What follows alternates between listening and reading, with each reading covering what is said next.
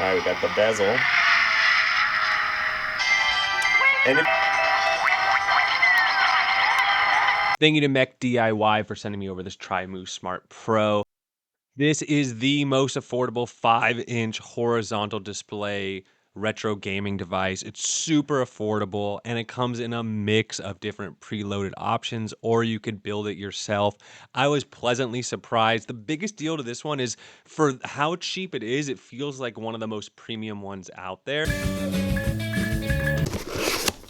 Right off the bat, it was packaged well. Here are the specs, by the way, if you want to see exactly where this fits in as far as the speed and RAM and everything else. As far as performance, it's going to do Nintendo 64, Dreamcast, PSP, PS1, no problem. You will not be able to play GameCube or PS2 with this thing.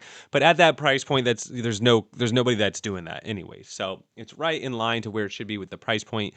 You can get more powerful devices, but man, look at that 5-inch screen. That's what I love about it. On the bottom here, you have a slot for a micro SD card. You have the charging port, which is USB-C.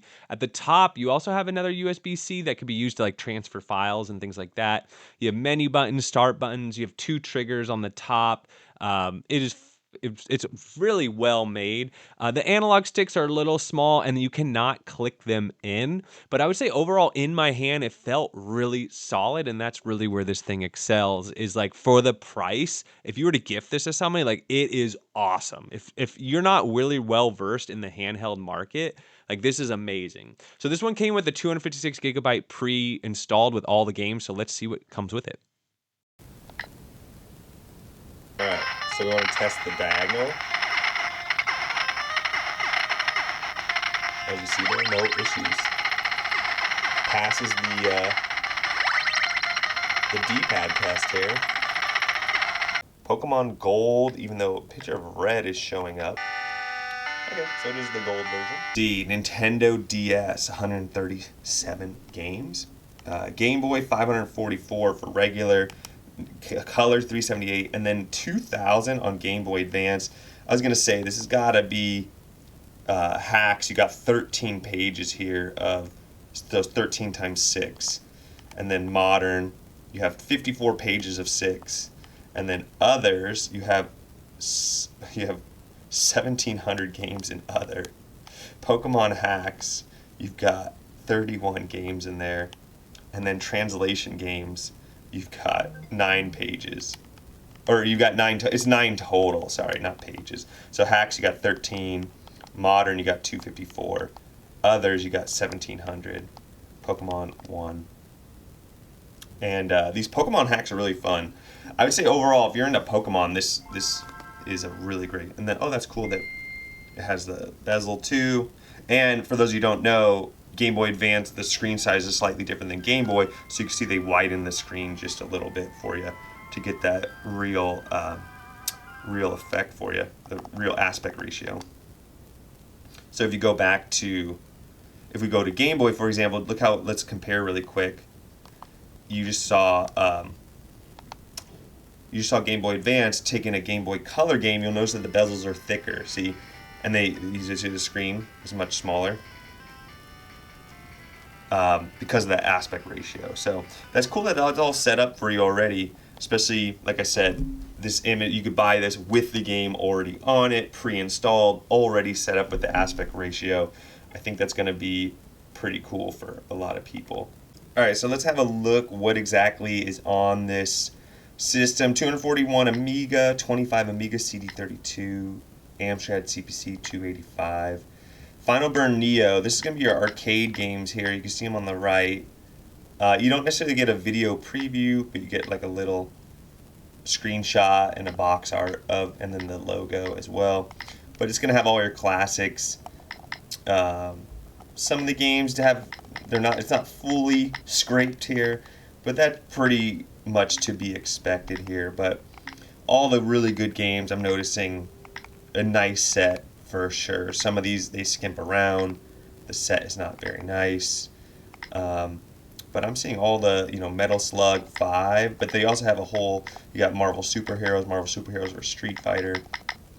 You got even more Metal Slug. So it looks like Neo Geo's in here as well. And we'll see later there's another Neo Geo area. Oops, I accidentally started a game there. But you can see it starts up pretty quick. I've been gaming on this thing for over an hour now, and it's barely warm to the touch. This is pretty normal for a game start like that. Yep. Select for your tokens, start to get going, and can I also point out right now that the stereo speakers here, very, very nice. Great sound. And then you can also lower it right here on the top. So really easy. You don't have to go into emulator settings. I was just able to go to the top here.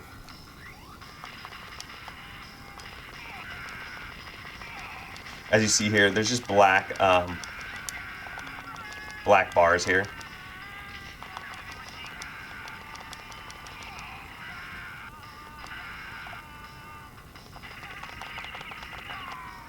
Alright, you can hit menu, you can save your state, load your state, you can go to RetroArch and do all kind of customizations if you want, and or you can just exit the game. Final Burn Neo, that's going to be your Neo Geo games as well as some others. And then you got your main games, so even more arcades, 1941s. You can use the triggers on the top to move around. And so it goes all the way down to 375 games. Atari 2600, you got 50 games. 5200, you got 32. And then 7800, you got 70 games. Atari 800, we're rocking 180 games. Atari Lynx, 84. Commodore 64, 217. So Coleco, 70. CPS 1, 2, and 3, you got them all there. That's pretty much all of them. But here you go, DOS. You can play some old DOS games, and looks like this system does allow foldering. You can also favorite your games as well, as far as organizing them, especially some of these longer lists. But some really cool Duke Nukem, Dune, you got some really cool Commander Keen, really cool little DOS set there. You don't see that every day. That's cool to see. Daphne, you actually have 3 games, Ace, Space Ace, Badlands, and was it Dragon Lair? Game & Watch, 43, that's pretty much all of them. Television, 152. Low Res NX, you got 54. Megaduck, 25. MSX. And then Family Disk System, you got on there. So if you click into Family Disk System, you'll see, if you click into Family Disk System, you'll see the games there. Alright, here's the page you really want to. Regular Nintendo, 4,000 games, right? Ridiculous. If you go to the top, though, here, we're going to scroll to the top page. You'll see that there's some folders here. So, hacked games, you got 21. But modern games, you got 64. So it's in others. In others, you got 3,800 games. So I don't know what the hell is going on there.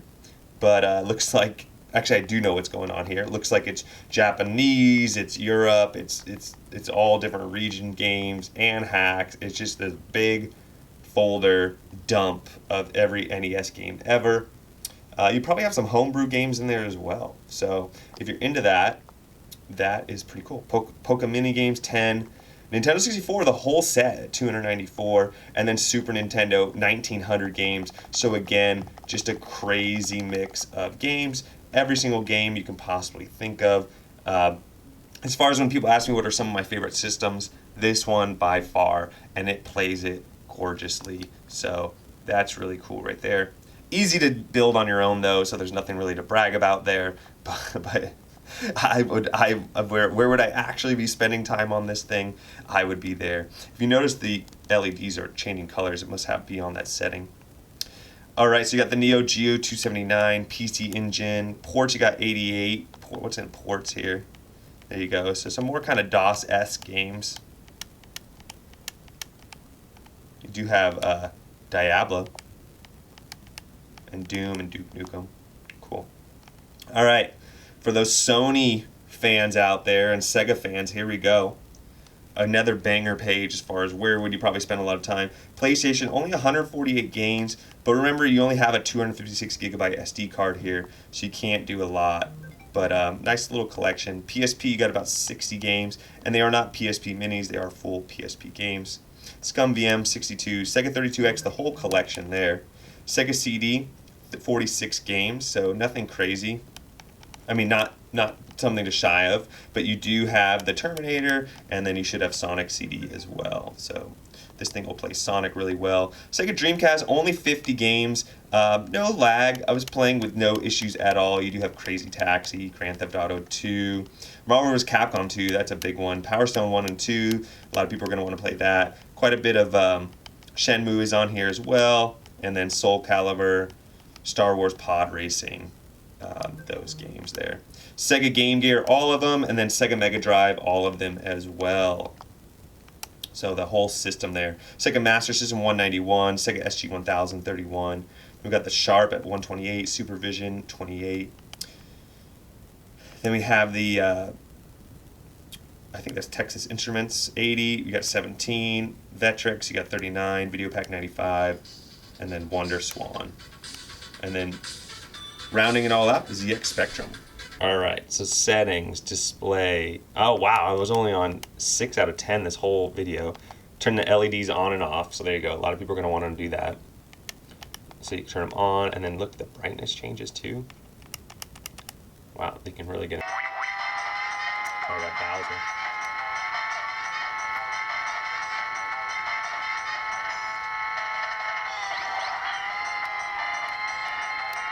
So let's do some pros over here. We got the affordable price, super affordable, especially if you build it yourself. You can do it really cheap, sometimes even under $60. Solid build quality. I agree. It feels premium, although it is a plastic shell. It feels really premium, like it wasn't kind of like slopped together. And then the D-pads feel really good, and the analog sticks. I wish the analog sticks were a little bigger, but that's always a complaint of mine because I have big hands. The screen, love the screen. This would be my biggest one, 5 inches, love it. Wide emulator support. I agree as far as performance. You know, this is where most of them are, especially in this price range. So Dreamcast, N64, PSP, PS1 are going to be in the top of the performance ladder there, and everything below. Totally pocketable, 5 hours of playtime, just easy to use. So as far as the cons, yeah, there is no L3, R3 button. I never really need that, but just in case. Cram shoulder buttons, I agree, especially the L2 and R2. They're really clicky. It would be nice if they were a little bigger. Limited power, absolutely. If you're playing something like God of War for PSP, you will see some lag, some of the more harder to emulate titles. But for this price point, it's great, and it's not like you can afford something more powerful in this price point anyways. No HDMI or USB-C out, absolutely. That would be cool if you can, especially it already has 2 USB-C ports on it, like why not? And then occasional heating. Yeah, again, if you're playing God of War or something that will be maxing it out, it'll definitely get warm to the touch right on the back, like right on your back fingers. You're going to feel it the most. So there you have it. That's what I think. Let me know what you all think. Don't forget to like and subscribe, and we'll catch you on the next one.